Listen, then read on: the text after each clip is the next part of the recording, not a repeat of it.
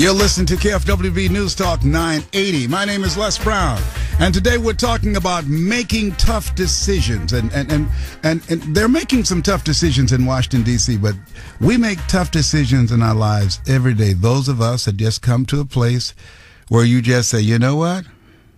I have got to do this. I've got to suck this up, and I've got to do it. Sometimes it might be cutting one of your children off. Just say no. No, I'm not throwing good money after bad thinking and bad habits and bad choices. No, I had to cut one of my kids off. Yes. I realize it's not what you leave for your kids. It's what you leave in your kids. It was a tough decision. It was a tough decision. That's what we're talking about. Have you ever made one? Want you to call and just talk about the situation. Tell us the story. You don't have to give us any names, just the situation, the circumstances. What drove you to that place? How'd you come to that place? And how did you come up with the decision to do that? The number to call is 888-539-2980. That's 888-539-2980. Michelle, thank you so much for calling. Deciding to divorce your husband, who's a drug addict, and you have children? I do. How many children do you have? 2. How old are they? 10 and 12. How long have you been married? 15 years. 15 years. And how long has he been an addict?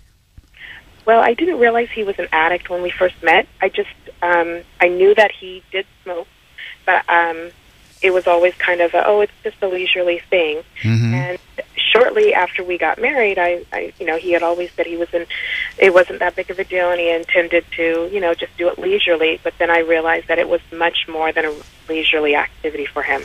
And what, he smoked marijuana? Yes. Yeah. Usually, people who usually smoke marijuana say, I can quit anytime I want. It's just leisure. It's a chill thing. And because I smoke marijuana doesn't mean I'm addicted. And it's not true about it's a gateway drug and you graduate to other drugs that's more potent and addictive. It's not at all. But he's been doing it for 15 years. And what brought you to the point where you just said, this is it?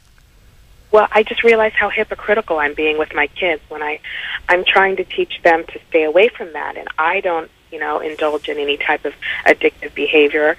And I'm kind of just thinking that, should I wait till something really bad happens, or should I just, say, look, I can't be hypocritical in trying to teach them one thing and knowing that you're doing the other. And the hardest part is that, he's a good, involved father. They know nothing. So if I were to file for divorce, they wouldn't understand why. They wouldn't understand because all they would see is Daddy is good to us and he provides well for us and he loves us and he loves you. But they wouldn't know the underlying reasons, and I don't know if I should kind of shatter their image of their father. That's one of the things I think that you should not do, because half of them is him. It's them. Exactly. Yes. You don't need to do that. Let me ask you, what brought it to a head for you? Something happened, Michelle, that you just decided, this is it. I just can't do this anymore. I don't know. There hasn't been anything serious that's happened.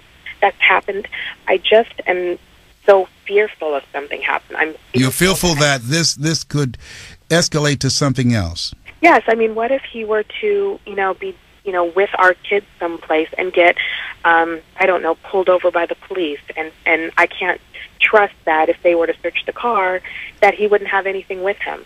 Yes. And do I let them find out like that, or do I let them find out by saying, what do I say if I file for divorce? Well, what is the reason? Our life is great. Our life is good, and you've changed that.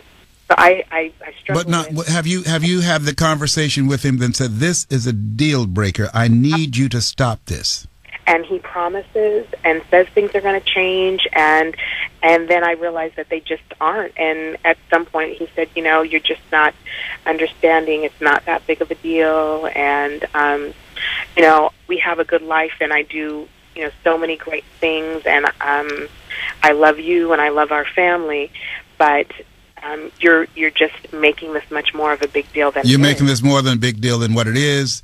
Yes. Because I love this more than I really love you. That's really what he's saying, because he's saying I'm not going to give this up. So why don't you just let this be and let's go on with our lives, because we got a good life together. I'm a good father. I'm involved. I'm a good husband. I'm not running the streets. I'm not slapping you upside the head. Come on.